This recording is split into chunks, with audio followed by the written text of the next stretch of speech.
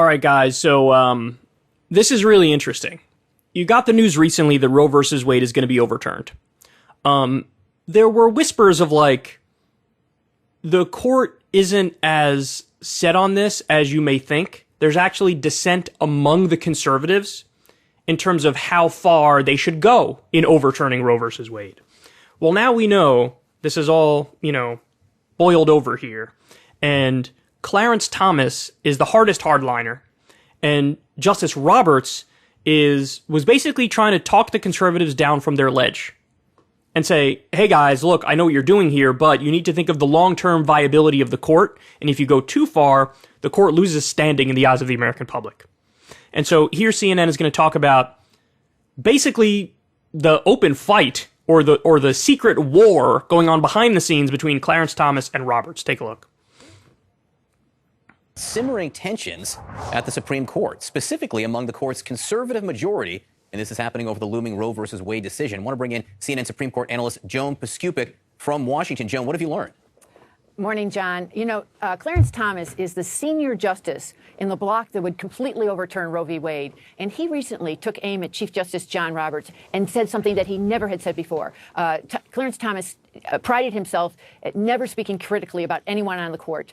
And he said, specifically referring to the period just before John Roberts joined, that was when we actually trusted each other. We may have been a dysfunctional family, but we were a family, and we loved it. We had trust. Now, John Roberts is the one justice who right now is trying to forestall the absolute overturn of Roe v. Wade at this moment. He favors upholding the Mississippi abortion law before the justices, which would prevent a woman from ending a pregnancy after 15 weeks. After 15 weeks of pregnancy, but he did not want to completely roll it back. And his greatest chance of making progress against what Clarence Thomas and the far-right conservatives want is to pick off Brett Kavanaugh or Amy Coney Barrett. And Clarence Thomas's words certainly laid bare what might be happening behind the scenes in terms of progress Roberts is making. Wow. So let me explain that a little bit. There are some hardline conservatives who just want to totally overturn Roe versus Wade. Now, the way Roe versus Wade works, and I've described this before on air, but just for anybody who might not remember, might not know, they set up this trimester standard. And the idea is in the first trimester of the pregnancy, so very early on in the pregnancy, you have a right to choose. A woman has a right to enter pregnancy, no matter what state she's in. In all 50 states, you have a right to choose during that time frame. In the second trimester, there's health regulations that the states are allowed to put into place. Now, they can't ban abortion in the second trimester, but they can do some health regulations around that so you can limit abortion to one extent or another. And then in the third trimester, states have a right to ban it if they so choose. Now, that was Roe v. Wade. Later on, in the early 90s, we had this case, Casey versus, I'm forgetting the second part of it, but in that case, they sort of slightly tweaked the framework of Roe versus Wade, and instead of going by the trimester standard, they moved it to the fetal viability standard. So my understanding of that case is trimesters are gone, and now it's just the viability of the fetus. And so again, there's a line where before that line, it's a right to choose, and then after that line, states can, do health regulations and potentially ban it. So the consistent part of both Roe and Casey is like in the early portion of the pregnancy, you have a right to choose. So now what the more conservative justices are saying is Roe is effectively made up. There is no right to an abortion at any point in the pregnancy.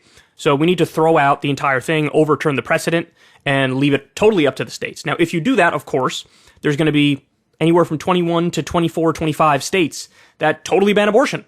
Totally ban abortion. Can't get it at any point for any reason whatsoever. And some states are getting even crazier with it, and they're willing to charge a mother with homicide, murder. I think Louisiana is one of those places. We covered it on the show. And so it doesn't matter even if it's 2 weeks in, 3 weeks in, if you have an abortion, if you take the abortion pill, that's a murder or that's a homicide. So these are very draconian, primitive laws. This is such a reversal of, decades and decades of law in this country. And so the conservatives say, I don't care. This is how we feel about the constitutionality of Roe and Casey. We think it's made up. We think it makes no sense, so it's got to go. But John Roberts is out there saying, and this is because he cares about the institution of the court, he wants them to maintain their standing in the eyes of the American public and not become basically a laughing stock. He says, no, let's tweak the standard slightly from viability of the fetus to 15 weeks, whatever the Mississippi law is. So, in other words, he wants the right to an abortion to be an even smaller window early in the pregnancy. Instead of having a right to it up until like 22 weeks, you have a right up until like 15 weeks. Now, the reason why Roberts' position is way less egregious than the position of Clarence Thomas and the hardcore conservatives is that about 89% of abortions in this country happen before 13 weeks. So really you're talking about like 90% of abortions you'll still have a constitutional right to those abortions if Roberts gets his way. If the hardline conservatives get their way, there's just not a right to it at any point in the pregnancy. So this is Roberts honestly being a hell of a lot more reasonable than the other conservatives, being a hell of a lot more moderate than the other conservatives, and Clarence Thomas, at least, is a super hardcore ideologue, and he's not having it, and they're going to war behind the scenes as a result of it. And one other thing, John, I'm going to take you back to 2 years ago when John Roberts cast the single most important vote to strike down a restrictive Louisiana law. He joined with the liberals there, something he hadn't done before. But again, he really wanted to preserve something of precedent.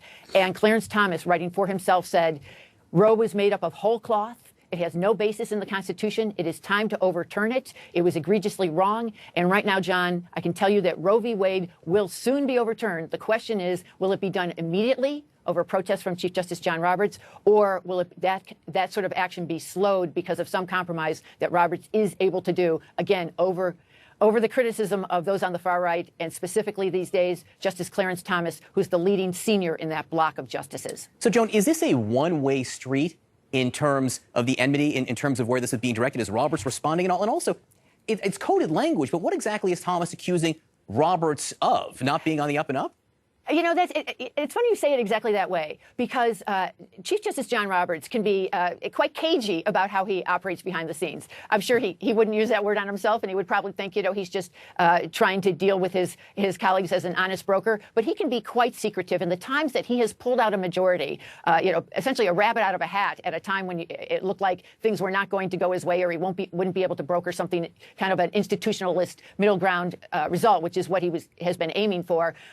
He did it by first working quietly, working in confidence with one or two other justices. And that has built up resentment over time among the justices on the far right who have seen him kind of thwart the outcomes he wants.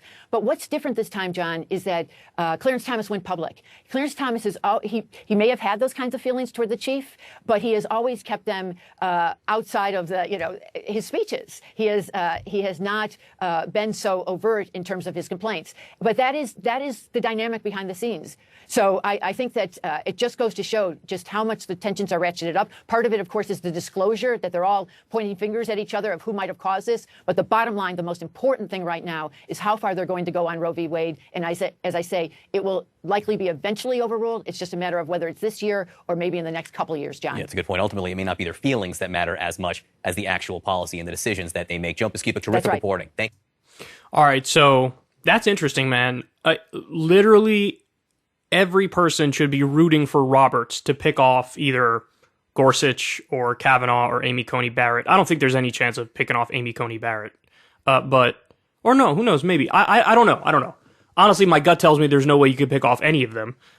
But if he can get enough of them to just slightly roll back Roe and tweak Roe as opposed to totally eliminating Roe, that would be a huge win for the country. Because again, 89% of abortions happen before 13 weeks. And so if they keep it a right 15 weeks and before, yes, Roe has been changed, but it would not be the apocalyptic scenario. And it looks like the apocalyptic scenario is going to win, but the reason why Clarence Thomas is mad at Justice Roberts is because he's covertly working, trying to convince one of the other justices to tweak their position to roll back Roe a little bit, but don't totally eliminate it. And so, yeah, everybody should be rooting for Roberts on this, because that sort of slight tweaking from like 22 weeks to 15 weeks is way better than totally eliminating the right to choose. So we'll see what happens. But clearly, Thomas and Roberts do not like each other. And Thomas is a hardcore ideologue. He thinks Roberts is being weaselly. But really what I think is Roberts is an institutionalist, and he cares about the viability of the court in the long term. And he understands that you're sort of undermining the role of the court when you do decisions that are so out of lockstep with the mainstream.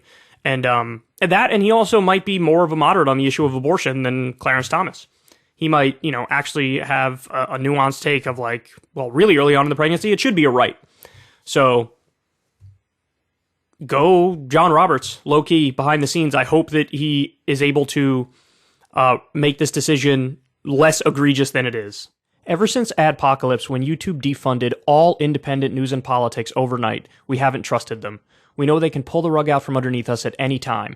If you enjoy this content, please consider tipping $1 or $2 per month on the Secular Talk Patreon. Link in the video description box below. Thanks for your support.